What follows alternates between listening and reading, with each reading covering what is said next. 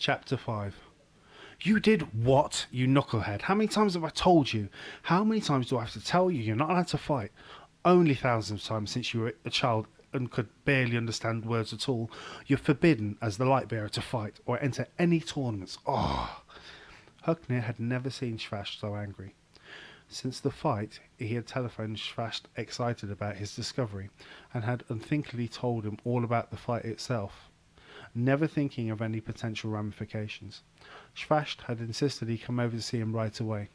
Any joy and happiness Hugni may have had about being the victor of the fight had evaporated like dew in the desert sun of Shvash's wrath. You pierced the truth of the veil of tears, but didn't you realise that you could have killed those boys? Shvash, Biter started. Shvash waved his hands. Don't tell me about why he did it. I understand why, he said. Shaking his head, he muttered, let loose like a lion amongst sheep. Well, let's have a look at your hands and feet. I'm sure that the bad news doesn't end there. Hugni showed them, and Shvash had a look over them meticulously. Seeing no damage, he asked, did you get hit anywhere else? Without knowing why, Hugni shook his head. Good, that settles it then. Tomorrow is the coronation, and I want you to follow the rules to the letter, okay? Hugni nodded in agreement. I must say, Shvash said, rubbing his dark, bald head, I'm pleased that you didn't kill them, and you seem to be fine. Now go home before I make you do some punishment exercises. Shvash suddenly broke into a grin. Damn it, I would have loved to see you come into your own, and with that he ruffled Hugni's hair. Hugni smiled and basked under the warmth of his teacher's praise, then left the room. It was only when they were out of Shvash's gaze he allowed his hands to stray to his ribs. How does that feel? Said Biter. It's okay, I just need a few painkillers and rest. But you heard Shvash, he was pleased at the fact I didn't seriously hurt them.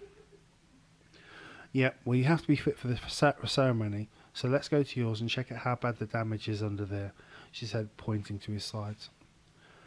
10 minutes from the walk from Shvash's house to the bus stop, they caught the bus from Torshavn back to Sandavaya, sitting in silence all the way, each lost in their own thoughts. Biter's first words to Hugni as she started staring out of the window, watching the mountains and the sea go by, was, thank you. Hugni smiled softly. He'd been lost in thought. In fighting Yekvan, he'd felt himself change. Like he'd lost something and gained something at the same time, but he didn't know what. I never asked why he did that, he pointed to her eye. Oh, we were just talking. I suggested that you and Yekvan become friends as you were the nicest person I know. But at the mention of your name, he exploded and just lashed out at me. I've never seen anyone get so angry. Well, the rest, you know. They both fell back into silence, lost in their own thoughts. Arriving home 40 minutes later, Hugni and Biter said hi to Hugni's mum and dad, greeted and teased his siblings, then went to his room where he gingerly lifted his shirt up. Biter gasped. Looking into the side mirror, he looked at his side and marvelled at the criss-crossy bluey-purple bruises that were on both sides of his body. She put her hands towards them, but dared not touch. Hugni said, it'll be fine, and pulled down the t-shirt.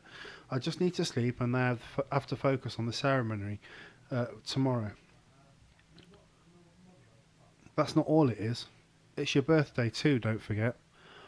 Actually, I had sort of forgotten. Everything has been so geared towards the ceremony, and what with the trouble with Yekvan, it had slipped my mind, he grinned. Well, after the ceremony I'll come over and I'll bring you your card, she laughed a little. What? I was just thinking about how it must look, you with those bruises and me with my eyes. She shook her head. Yeah, it's been a pretty crazy couple of weeks. At least after tomorrow things can get back to normal. They went into the living room and sat down and watched TV with his parents and siblings.